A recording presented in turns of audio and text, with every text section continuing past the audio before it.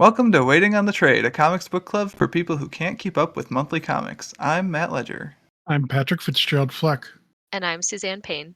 This month, we're talking about the first volume of Rat Queens, a swaggering D&D style fantasy adventure by writer Curtis J. Wiebe, artist Rock Upchurch, and letterer Ed Brisson.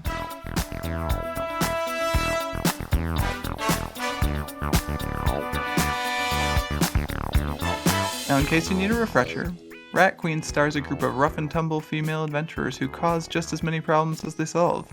The Queen's penchant for chaos makes them the target of paid assassins, but just who paid for those assassins? Guys, this was a tough one to write a plot synopsis for, not, usually when they're tough to write a synopsis for, it's because, a lot happened. You don't want to give away too much with this one? Yeah. Well, no, there's, nothing really, stuff happens, but, that's not really what the book is about. The book is about the Rat Queens. Yeah. So it was tough. It's a hangout fun times 4 cool female leads book, which Suzanne picked for the podcast. Suzanne, welcome back. Hi. How you doing? Overall, good. I've been up since 4:15 this morning. Nice. Oh man, you got me beat. I've been getting up at 5:30, and that wrecks me. So. But are you choosing to get up at that time? Choosing is a strong word for it, honestly. But let's say yes. I have the option not if I don't want to, but I would miss out on walking my dog or the ability to take a shower before I have to drop my wife off at work so I can go to work. Yeah. It's not fully my choice. There's someone else who is causing the early wake-ups, who is currently having a rough time, it sounds like. It's totally Simon. Yeah. It's totally Simon.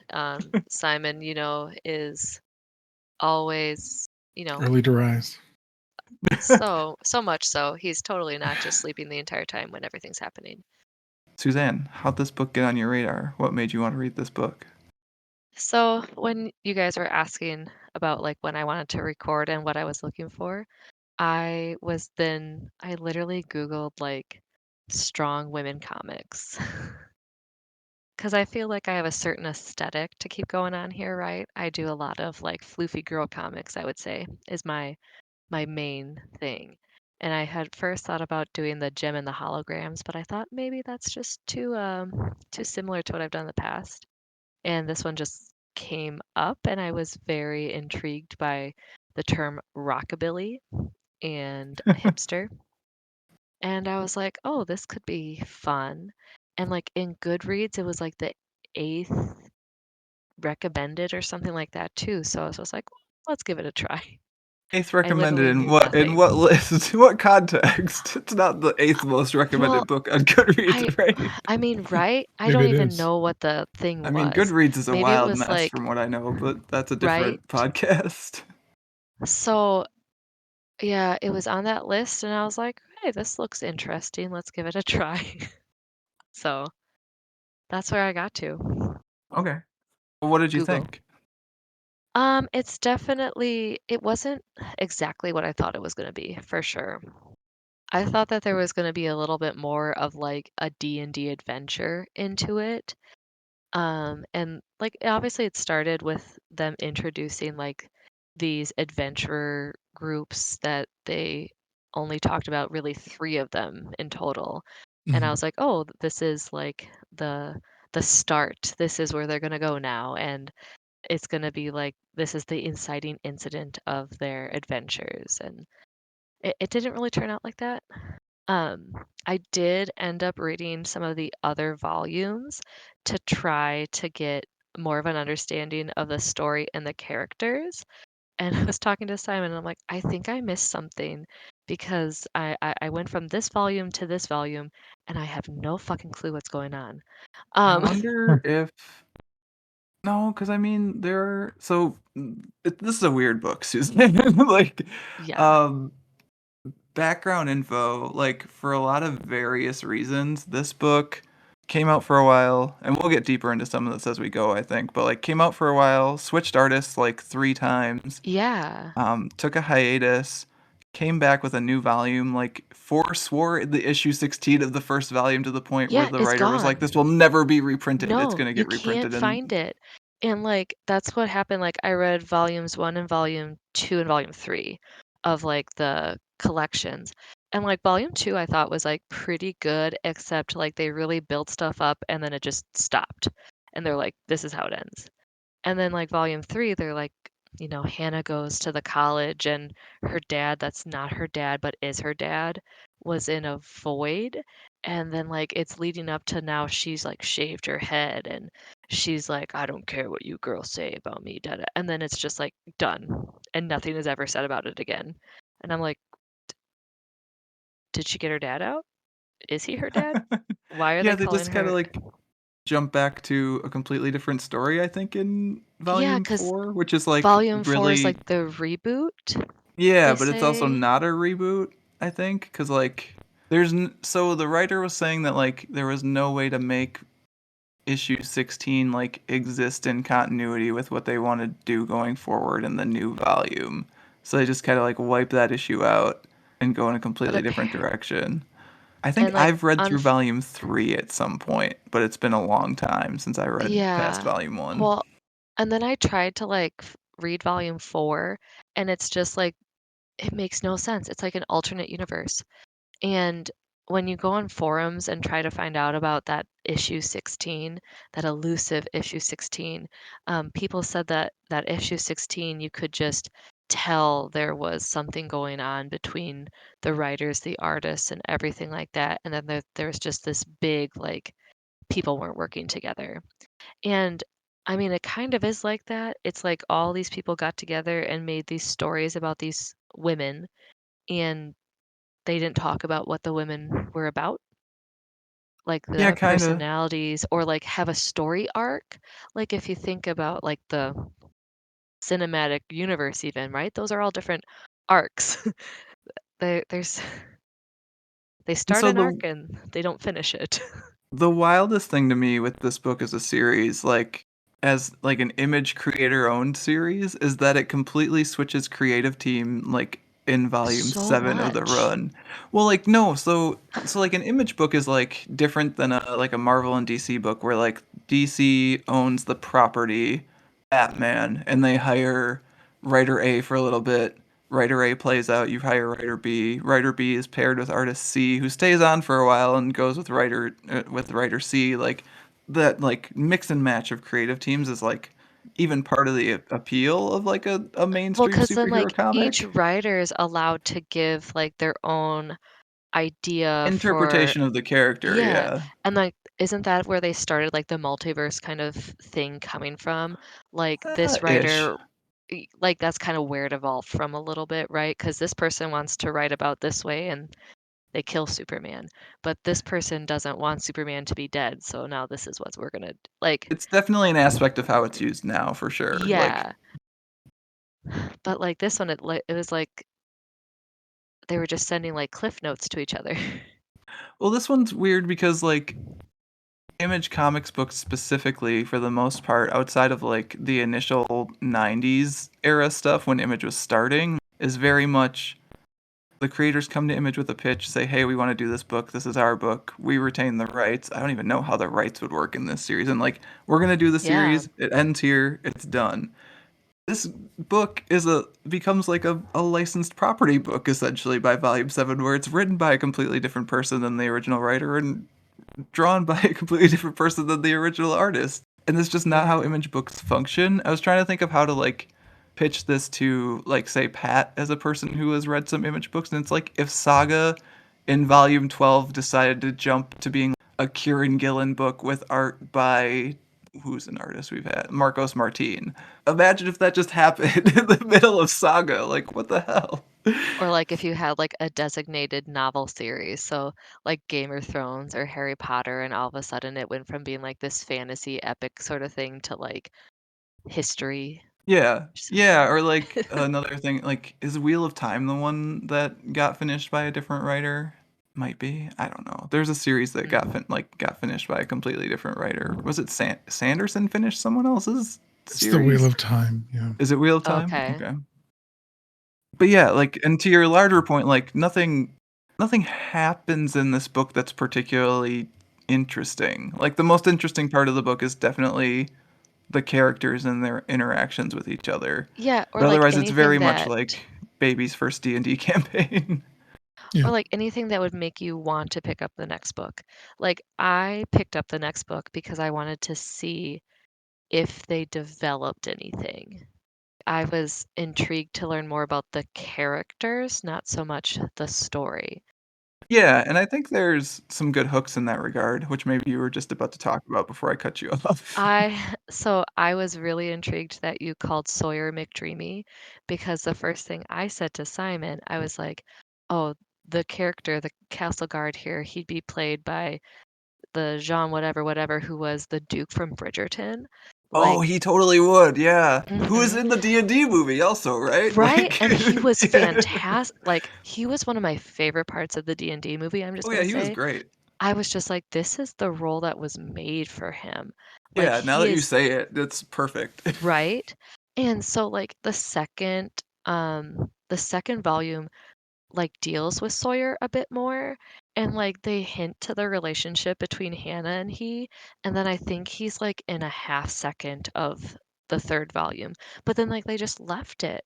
I'm like, he's an interesting character. Yeah, and like that's one of the hooks going forward for sure. Like Violet's twin brother and proclivity Very. for shaving her beard off is one of the hooks going forward. Yeah, Like and then also Betty was part of a rogue gang called the Monkeys or something, and That's in a future yeah, volume that we're that's thinking later of. on, I is think. well, it was brought up in one of the other ones. One of the ones I read, they talked about it and how she was being framed for something. I think it was when they were at the college. So that was probably the third volume, probably. And so I was just like, okay, now we have this about her. And I'm like, "You have these fantastic characters. Why am I not learning more? Please?" Yeah. I mean, I think they did an okay job in the I was first gonna say for the volume. first volume, I feel like we got a good piece Right? of We everyone. got a Like feel of who they were, and then there's I ties, like we were I talking about. felt more let down as I tried to keep going to learn more because you don't expect the first ones to give you everything, right? Yeah. And obviously it hooked me in some way. Maybe it was just I the mean, fact you that I read at connected right least two away. more volumes. Well, three, right? Because you went I into four. So I think I tried to read 4, and more so, like, once I read about Hannah's dad being in the void, I'm like, "Well, I gotta find out, like, is he her dad? Is he not her dad?" Like, I wanted that answered, and it was not answered. So then I felt let down. yeah, I mean the travails of this comic are a thing. I guess we should probably just get the other part of that discussion out of the way too. Like that basically the original artist on this, Rock Upchurch, who also goes by John Upchurch, was I think arrested for assaulted his wife, like He or he like was at admitted to least it. tried. I don't remember what the if they ever said that there was an outcome for it. I mean, Yeah, does I it don't matter I if don't an honestly outcome know either, but came? basically like got kicked off the book as a result. Yeah, and then when they had a Tess Flowers, I think, Fowler, yeah. came into, and then she said she was kicked off, but then another guy was like, "No, we didn't kick her off. Like she left because she was mad." And there was a lot of like he said, she said stuff in the background, it seems like. So the hearsay story that I read, which again is just all internet rambling readings, I don't know how true this part is or not, but like is that basically Tess Fowler says she was like sort of being pushed off the book so that Curtis Weeb could bring Rock Up Church back. And then eventually I don't think Rock Up Church did come back initially, but like they definitely did do recently a one shot wrapping up the story, and it's Curtis Weeb and Rock Up Church. And part of that's actually part of why when the Image Comics workers formed a union, one of their demands was like, hey, we want to be able to like veto books by people that shouldn't be making books here because like they morally shouldn't like at the same time Image had also greenlit a new Warren Ellis book, and Pat and Kat and I talked about Warren Ellis for a very long time in our Next Wave episode. But similar concerns there were not great to women overall. So Yeah, I kind of wonder, like, obviously some people get the four main characters as like super empowering characters, but then also are they maybe not as empowering as we think, and they're supposed to be like stereotypes of what bad women are? I don't know. I I don't mean, want to think that, but I was talking to Matt about this earlier. It's when I first read this, I certainly enjoyed it much more now than going back to it. It really has to feel like Joss Whedon and Buffy, like writing really powerful female character, but you find out that the creator has his issues with women. So how are you yes. supposed to feel about the character?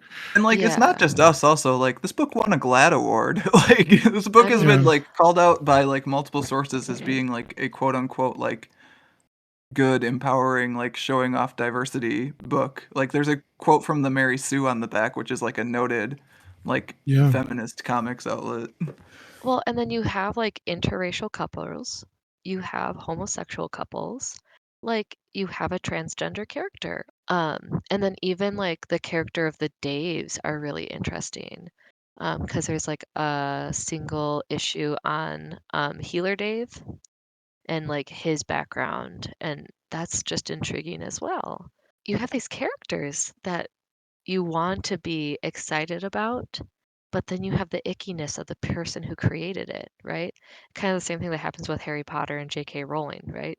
You have Mhm. such this nostalgia and what the characters meant to you, but J.K. Rowling's an awful person, Just doesn't know how to shut up. That's the problem. right? And it's Yeah. like, does this mean that I can't like these characters for what they mean to me? It's one of those things, right? You don't want to give something to someone that you don't support, but there's also something about what they created that connects with you. And Yeah, it's one of those things. I mean, we talked about this for a a long time on the Next Wave episode. It basically came to the decision where like everyone kind of has to draw their own line with certain things. yeah. So there's that.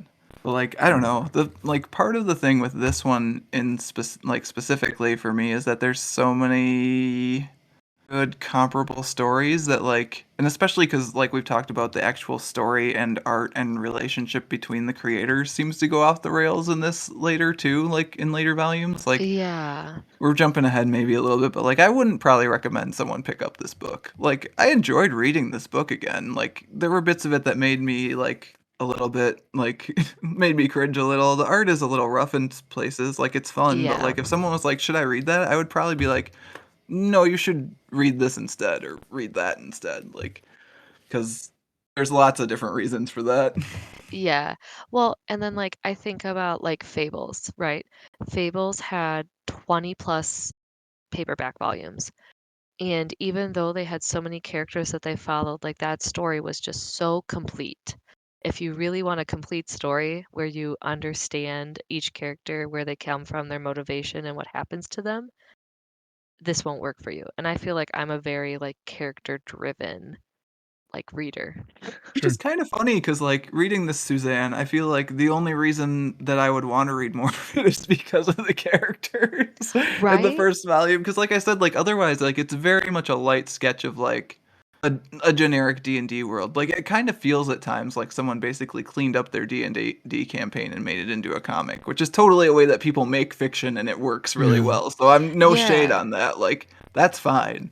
But like it has that vibe for sure. Like the four Daves, like that's totally like a GM who Oh, threw it together was like, they're all named Dave. the Great. 4 Daves are so hilarious to me, and, like, they don't have that much in that part, but it's just like, "Alright, Dave, are you ready? I'll follow you to the end, Dave. Yep, Dave, we got it." And then, like, Healer Dave, who is Orc, Mhm. like, he's kind of like a Yeah. druid healer, because like, all of his spells, if you go back, are all bird-based. So, like, in the background, like, he's in the background image and he's casting these ravens at the other orcs that they're destroying. And it's so cool in that image, but it's in the back. And I'm just like, oh, I want to see that. Can we, that one? But instead, you don't get to. And then Well, he has instead you get to see the bluebirds. floating naked lady. So still written by guys. That was kind of funny too, because they're like, ha, floated naked lady works every time. And like, that was kind of like, Okay, we can take that, right? And then there was also a joke about like what kind of hand was being used, which I thought was really funny because like the helping hand spell that's used like almost in every D&D campaign ever, right? Yeah, Just by Pat's characters. always. It's a useful spell. I will say, Pat, that Hannah gives me a Patrick D&D character vibe for sure. Hey, man. Basically, just anytime anyone tries to talk to her, she responds with an "up yours." That's a Pat character. Sarcasm. Yeah. Spellcaster with an attitude problem. That is usually what I go for. It's true. A spellcaster who made a pact with a demon Don't know that, Susie. You keep jumping ahead. that Yeah, gave her Suzanne, we gotta talk more. about Volume 1, Suzanne. So we're here to give the Okay, people but discussion volume of. 1. Sorry, I should. Okay. So volume 1. Uh, they have a party, and there's lots of stuff about mushrooms. There's so much stuff about mushrooms. Yeah, I This wasn't book has like, like so much like try hard edgy vibes to me that like I feel like I was willing to forgive when I was a younger man, and now I'm just I like feel like this hit try at hard the edgy vibes. it hit at the exact right moment for this. Like this was before Critical Role was even out. Yeah. So like this basically started the ball rolling with this more cat like I don't know, flippant look at what fantasy could be. And I Yeah, think it's now we've got an entire genre, entire like field of media that's focused on this. doing this thing and also doing it better, probably. Yeah. Yeah, and not just doing like a traditional D&D campaign look. Yeah. Like they tried Mhm. to do something a little different with it.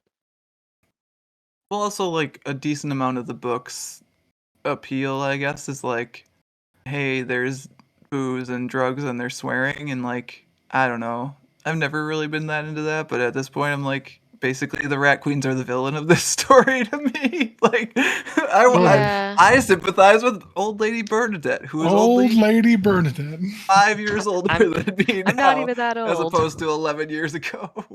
Yeah. Well, and it would have been really cool. So like when they do like the little groups, right? You have the Rat Queens, and then you have Peaches that you learn only about Tizzy and Braga from. And then Yeah. you have the four Daves, and then you have the brother ponies. They all have ponytails. It's great. Like, so that's part of the thing to me too, is like that scene felt very much like a GM threw some adventuring parties together, and each one of them has a gimmick that defines the entire party, and the Rat Queens don't really have a gimmick that defines the entire party, so it's like, wow, I wonder No. which one of these is the main characters of the book. Yeah. Oh, and then Obsidian Darkness. They're like the emo kid table. Yeah. I mean, they're the throwaways. They get You killed see within them, like two well, pages from that. the next page or something like that. But you never get to find out what happened to the brother ponies. That makes me disappointed. Oh no, you do. They died. Did they die? Did they say that they Yeah. died? Yeah. This turns out writing 16 characters and keeping track of them really hard. So you kill half of them immediately for sure, and Yeah. then a couple more for good measure. Well, because I know that like the four Daves come in and they just say like, "Oh, the four Daves made it. Don't see anyone else." So I guess they're just assuming. But what if the brother ponies just ran away together in their Yeah, maybe they ponytails and escaped and decided that they shouldn't stay in the shithole town where people are trying to assassinate them, which is probably a better choice. yeah, right? Looking through this, I gotta say, I think Betty is my least favorite Rat Queen. I was actually just about to ask you who your most favorite Rat Queen was, so let's do that too over here. Okay. Who's your most favorite Rat Queen? I would probably say that my favorite is Violet, but I also think she's the one that's closest to the D&D characters I play. Nice. So that could be why she's my favorite. When you But say closest, what qualities are you talking about? um I feel she tends to be the least harsh of them. And then she is somewhat paladin-esque. I say paladin-esque because obviously, like, not 100%. None of them are Um, good people, yeah. Yeah. no, but um, I don't know. There's just something about Violet that rubs me differently. The only other one that I would say like would be Dee. But I just think there's something about Violet's character that connected with me more. I Betty annoyed me. Like they were trying too hard to be like, "Oh, I'm a druggie." Ugh." Like that's just how I felt about Betty all the time. Yeah. And I did And too, then honestly. They tried to Yeah, Hannah, humanize not her. so. I guess not so much like, oh, I'm a druggie, but it's just like Betty's a bit much. I guess is where there, I was well, at. like that was like her only personality. But then like when you saw hints of her being like this like rogue extraordinaire, like those were kind of fun and cool. But then she's just like, here's my candy and my alcohol. Every once I in a mean, when while, she Betty's was kind. serious with when she was serious with Yeah, her love interest, the woman but that Hannah pissed off, I liked her Yeah, and then. like when she surveilled the merchant guild guy too, and noticed like, hey, he's not wearing a wedding ring anymore, and like that's kind of yeah, sad. Like that was like a nice She little did her kind rogue moment. investigation and got high because she's got expertise. yeah. So like those were cool moments with her, but otherwise it was just like I, eh, get rid of Betty. Yeah, I would agree. She's a bit much. Poor And then Betty. like obviously Hannah is intriguing, but I don't always go for like the bitchy characters. Matt, who's And your favorite she's rat queen?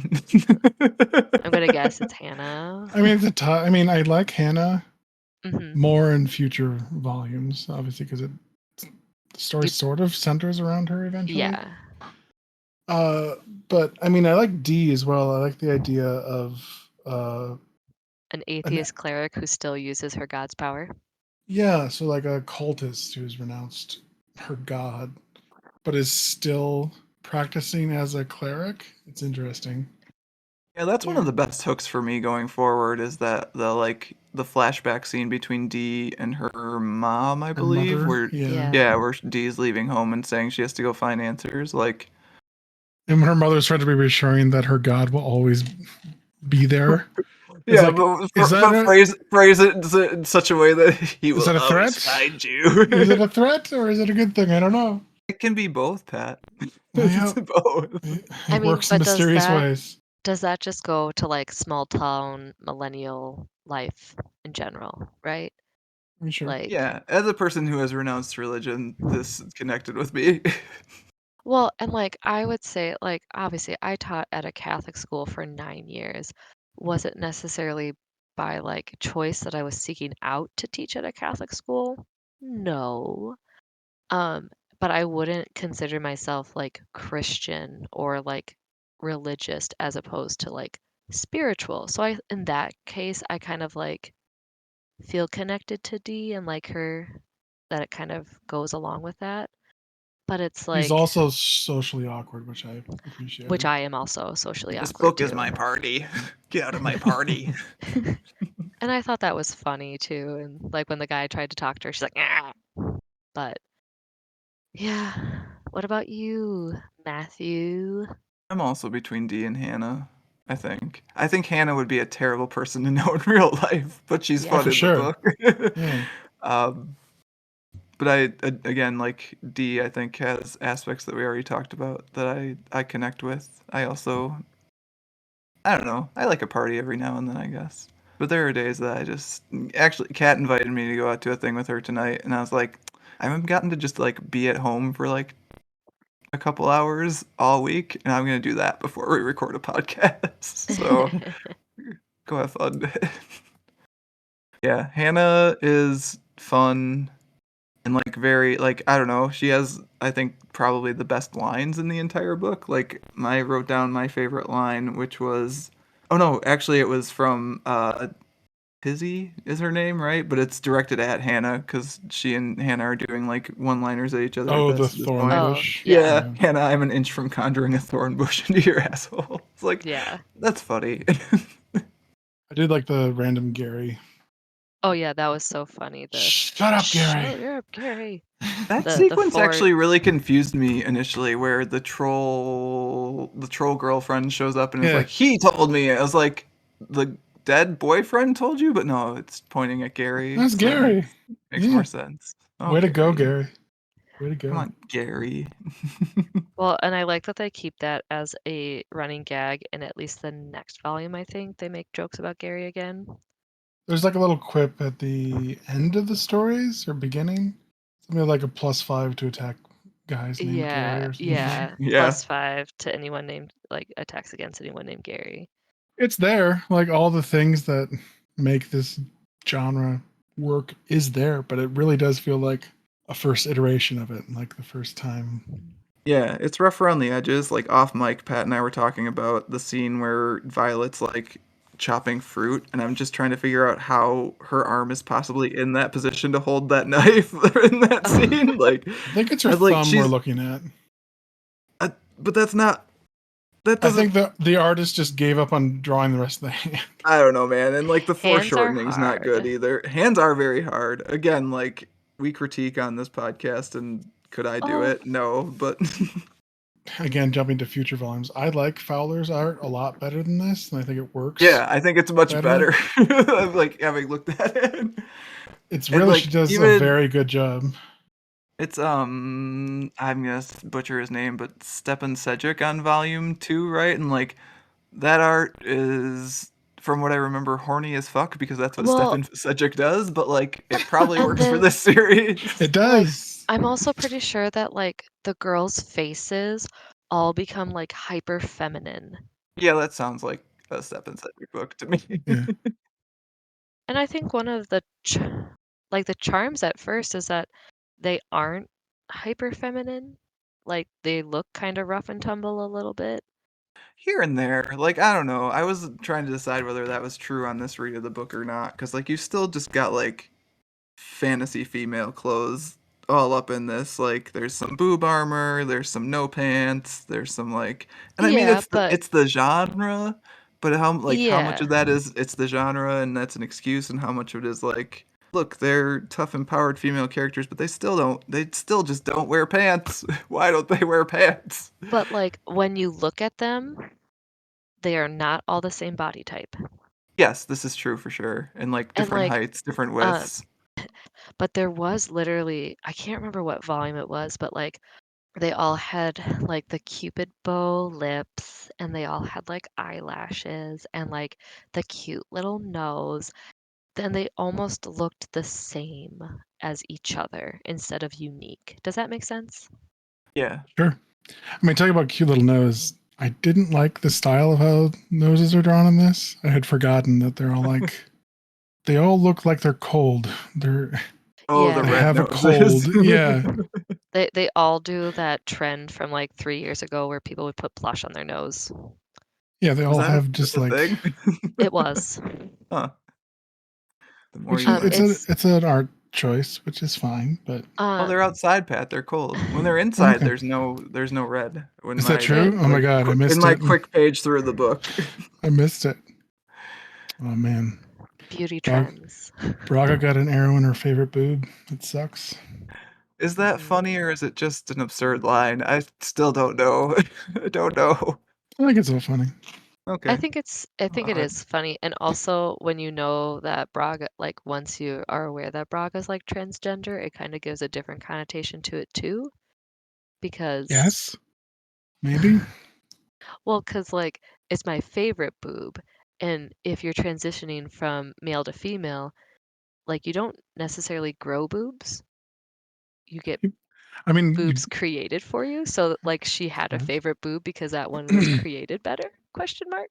I mean, it's also a magical world. She could literally that have was gonna been Right? be transformed into a my female note. body. Yeah, she could literally have grown this. She maybe. There is a man who grows mushrooms all over his True. body. There you go. I don't know It's a how much small of step. my changed. So here's a question I have for you, Pat, actually. For me, For you, Pat. all right, I'm here. Which of us found this book in 2013 or whenever it came out?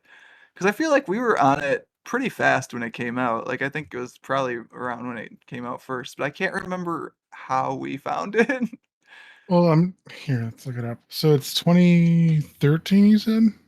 At least that's what is on. That's what Fiona Staples has signed the cover with, as far as a year. Also, wild that you would get a Fiona Staples cover and not credit it, but At the whatever. time. I mean, when did, yeah, so I think we were on Saga already, right? Saga Volume 1 was. 2012? Oh, that's volume 11.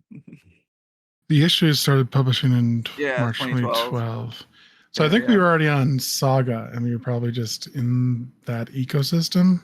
Yeah, I was trying to figure out if this is one that you found and then we read it, or like Kat found it somewhere and then we read it, I or don't think it like was I don't me. I know. hardly ever am on the pulse for this thing. I don't know. I don't know how. I don't think it was me. Like I'm pretty sure it wasn't me.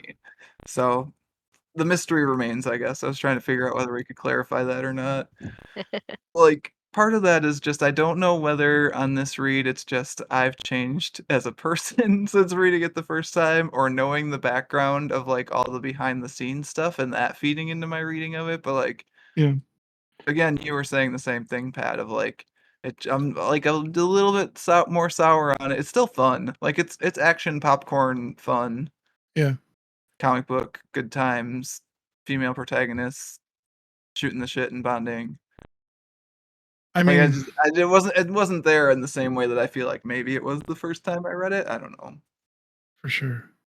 And I do think future things built off of this, at least the vibe.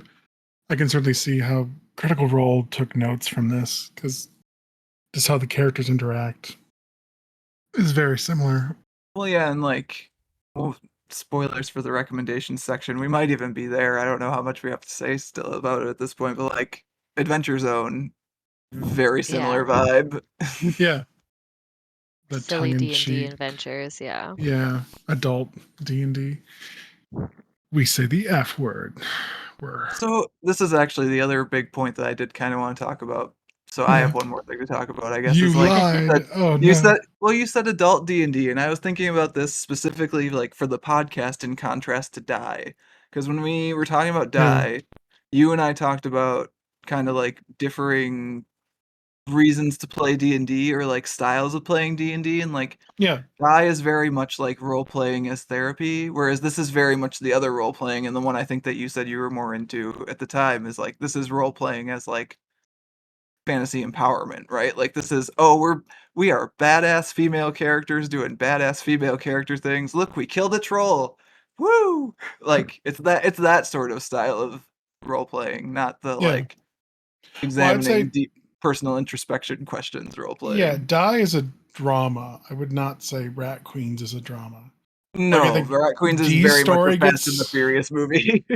yeah, like D's story and maybe even a little bit of Violet's gets like deeper, but never truly to like a drama.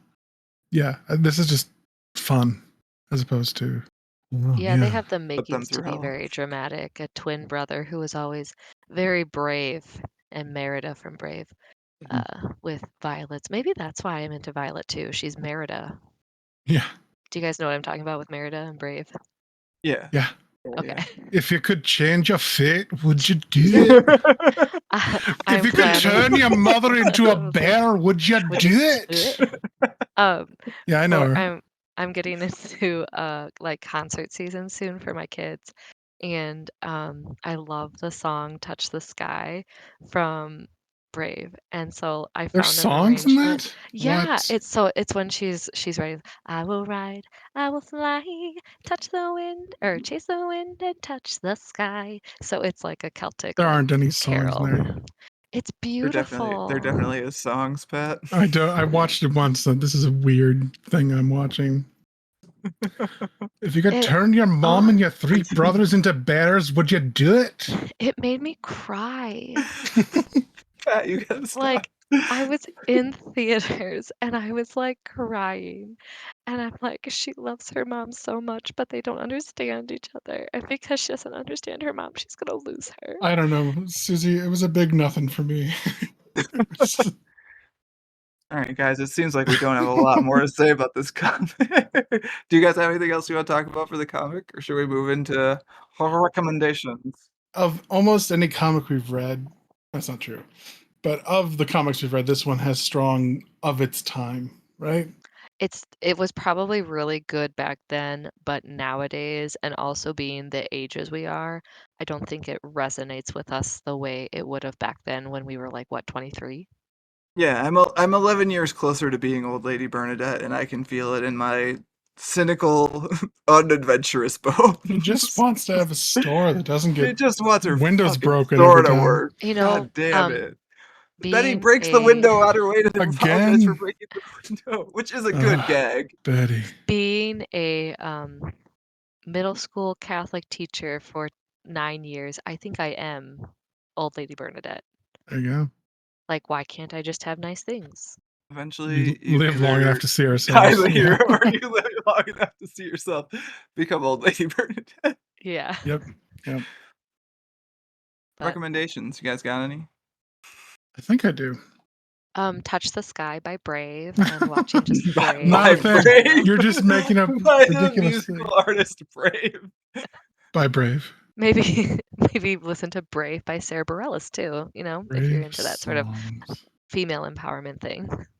I can kick Gosh. off the actual recommendations section. Perfect. There's so much D&D adjacent stuff. I think if I was gonna lean you towards something that way, though, I'd probably push you towards the Adventure Zone comics as a comics. Mm. That feels like it's probably the cleanest fit from here to there. I liked the podcast. I haven't really read the comics as much, so I don't Simon know. has all of them that are The printed comics? already. Yeah. Yeah. He I have usually bought them for Ryan Profit, and I don't know whether he's read them or not. So they That's usually my release brother, and me, guys, yeah. right? yeah. They usually release around his birthday or McElroy's. like Christmas, Valentine's Day. So Simon, I believe, is up to date on all of them. Convenient Simon books to buy. yeah.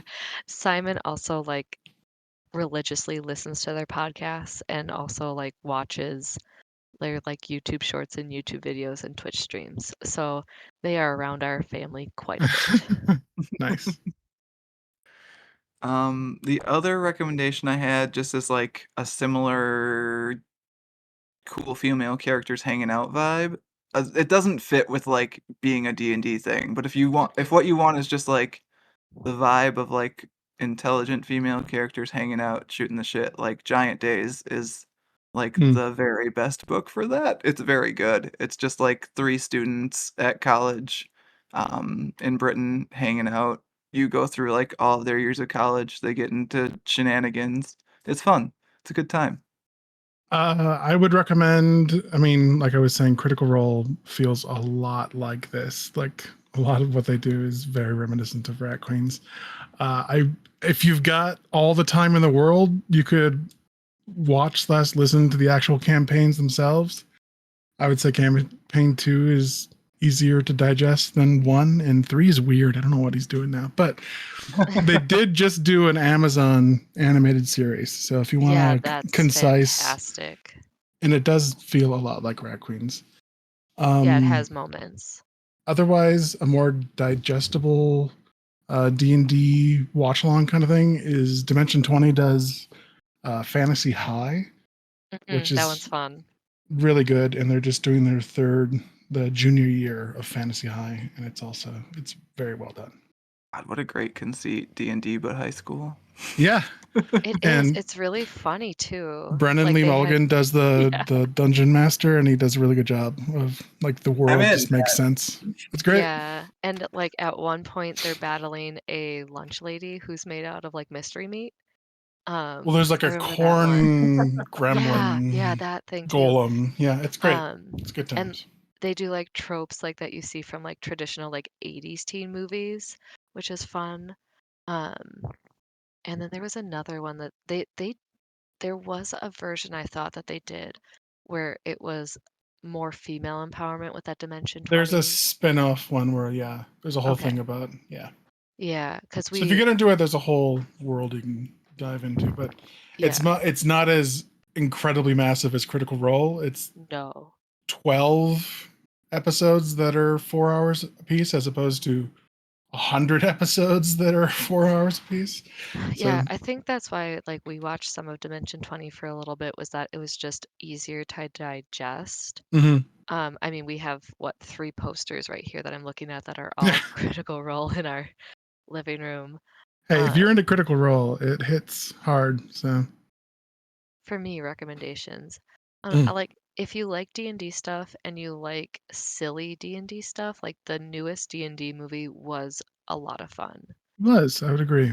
Yeah, I had And that on my possible recs list also because it feels similar in tone. it just feels fun and silly and like, I don't know. For like girl headstrong comics, sometimes I feel it's hard to find good girl headstrong comics. I had also gotten like Black Canary at this time, Mm. and it was like the newer version. I hadn't gotten into it much because I have so much copious free time, Yeah. in my life. But I feel like even if you look at um, the more traditional series with women empowered, like even when you look at the relaunch of Wonder Woman and stuff like that, there's female characters that have like that headstrong attitude that you could do. And obviously, I love me Sailor Moon. That's fun. I always recommend Sailor Moon. Go back Got to it. it. And Got it. Fables. If you like the storytelling aspect of this and the like background characters that you get to learn more about, definitely that happens in Fables, where you get little comics about individual characters, like if you want to learn more about them. I Sure. don't know if I have anything else. That was like Well, 5, Suzanne. You're I was gonna good. say You're we've covered. given them a smattering of everything, so we're good. Yeah, right. We got a lot of different things. And And don't forget obviously, "Touch the Sky" from Touch the Brave. Sky from Brave. Yeah.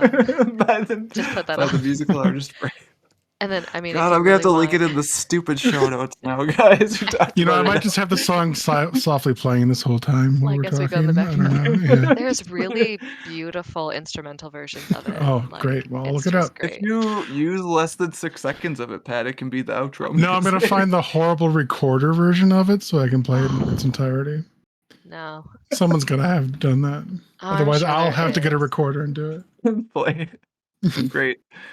I think that's gonna do it for this month's discussion of it. Rat If you could Queen. play Touch the Sky on As recorder, would you always, if do you it? want to get in touch with Pat or me, you can email us at waiting on the. I'd just do it like a pirate or something. I don't know. You can email us at waitingonthetrain@gmail.com. You can find more comics related goodness at mattreadscomics.com. Suzanne, thank you for coming on and talking about this very weird, like, I don't even know what to make of it still after we talked about it for 45 minutes, like amorphous kind of book, but I enjoyed Yeah. talking about it with you. Yeah, it was fun. We're gonna get a solid comic out of you one of these times. It's gonna be I like, know, oh, that right? was fantastic, beginning to end. Suzanne, I Oh, want to hey, shoot for an A on the next one. hey, when we did Fables, we liked Fables. Did we, Susie? I love You should Fables. listen to that episode again. Did I? I also love Sailor V though. Sailor Yeah. V Yeah. was good. Sailor V was good.